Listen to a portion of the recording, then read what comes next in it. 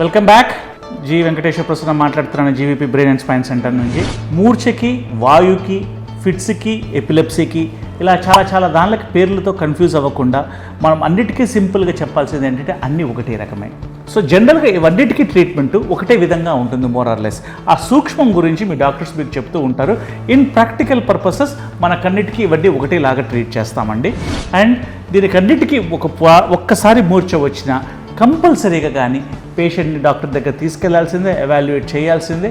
అప్పుడు కానీ మనం చెల్లం. సో ఒక్కసారి ఫిట్ వచ్చినా కలవాల్సిందేనా, డాక్టర్కి పదే వస్తుంటే కలవాల్సి ఉంటుందని చాలామంది అడుగుతుంటారు.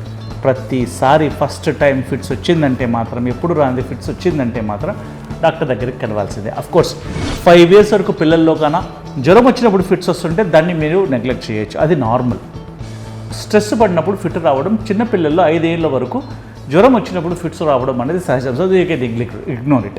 కానీ ఆ పైన కానీ ఎప్పుడు రాంది ఫిట్స్ ఫస్ట్ టైం వచ్చినా కానీ కంపల్సరీగా డాక్టర్ని కలవాలి. Thank you.